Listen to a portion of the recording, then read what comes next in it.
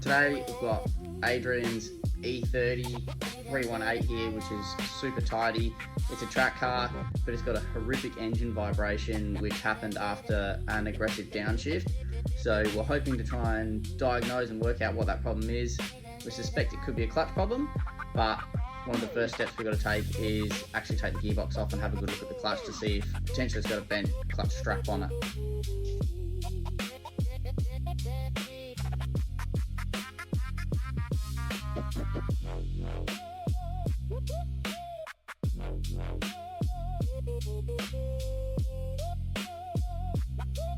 So with the pressure plate off, you can see that's one strap that's bent.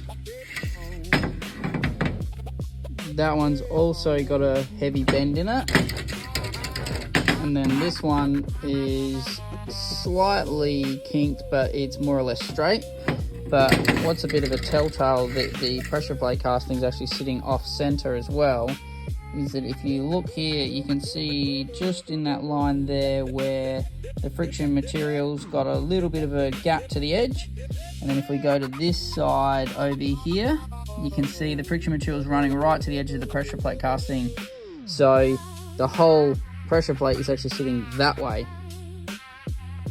The guy that owns the car explained to me that he was decelerating, going from say third gear back to second gear, and what's potentially happened is there's been a hard clutch release where there's a big difference between engine RPM and transmission RPM, and what's happened is rather than that strap working under tension, i.e. acceleration, it's had a huge deceleration.